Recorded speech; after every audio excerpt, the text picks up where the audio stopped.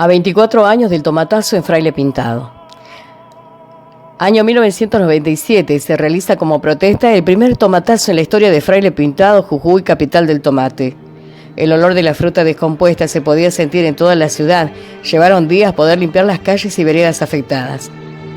En las elecciones del año 1995, luego de la intendencia de don Walter Pereira, quien fuera el primer intendente de Fraile Pintado, elegido democráticamente después del gobierno de facto, le sucede en la intendencia ganando las elecciones de aquel año Jorge Adalberto Gómez. Durante los primeros años de tránsito en el cargo del señor Gómez, todo transcurrió con normalidad. Luego diversas situaciones fueron sucediéndose y que llevó a Fraile Pintado a colocarse como noticia en los diarios de tirada provincial, un hecho denominado el tomatazo, la protesta simbólica pero con un trasfondo político importante. En el año 1997 ya regía un decreto de cobro de tasa de impuestos por carga, que venían abonando comisionistas y transportistas que realizaban su carga en finca de los productores de la zona. Este cobro había sido, como los mencionamos, por decreto del Ejecutivo de Intendencias anteriores a las de Gómez sin haber sido tratada ni aprobada por el Legislativo, o sea, por los concejales, como ordenanza tal cual debe hacerse, pero como no derogaba gastos considerables, eran abonados sin inconveniente alguno. A mediados de ese mismo año, se intentó un aumento del porcentaje considerable en la tasa de cobro de introducción por cantidad de la fruta, sea por chasis, un balancín, un semi o un equipo de carga, que variaba su valor según la cantidad de la misma, lo que no fue visto con agrado por quienes debían abonar dicha tasa de impuesto y que no solo afectaba a productores y comisionistas, sino también a empresarios transportistas de la zona. Sumado a esto el hecho de que por sobreproducción no tenía precio el tomate.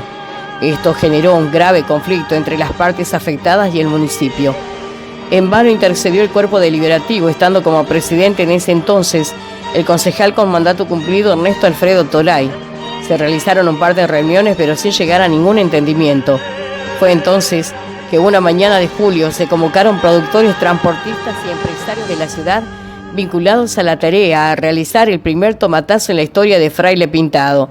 Las calles céntricas, la plaza central y alrededor de todo el edificio municipal fueron regadas por aquellos tomates que según su costo eran antes tirados a la vera de la ruta provincial número 20.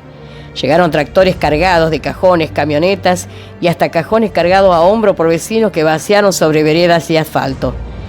Ante la sorpresa de los curiosos que coparon las calles para observar lo que aconteció en aquel momento, algunos aprobando y otros repudiando esta acción. En vano intentó el gallego Gómez, intendente, querer dialogar con la gente para frenar el tomatazo. Cuentan algunos que él llegó hasta a subirse al techo del municipio, pero no lo dejó hablar una lluvia de tomates recibida. Hubo momentos de violencia por lo que tuvo que interceder luego la policía. Hubo agravios e insultos. Al vehículo del intendente, un Peugeot blanco, fue volcado, dado vuelta por completo. La entrada al municipio quedó repleta de tomates, en el cual debieron suspender las actividades de sus empleados por algunas jornadas. El olor de la fruta descompuesta se podía sentir en toda la ciudad. Llevaron días poder limpiar las calles y veredas afectadas. Pero tras todo esto, surgieron nombres que hacen ver su trasfondo político, como el de la actual diputada del peronismo jujeño Débora Ruth Juárez Orieta de Bracamonte, que tenía una pulseada política con Gómez, por lo que había cero acuerdo entre ambos. Cabe recordar que en un periodo se alía con Gómez, siendo elegida concejal y apartándose nuevamente de él, luego de las únicas elecciones que intentaron estar unidos. Otros nombres es el de Lucho Lescano, productor arrendero de tierra de los Bracamonte en ese entonces, que posterior a todo esto fue encarcelado por el delito de tenencia ilegal de arma, entre otros. El señor Miguel Díaz, en ese entonces productor de la zona, quien luego de se postulara como concejal, llegando a ocupar una banca en el Consejo Deliberante de la ciudad, y tantos otros que marcaran un instante de la historia de Fraile Pintado, de la que casi no hay registros y solo se cuenta con el relato de los protagonistas de aquel momento.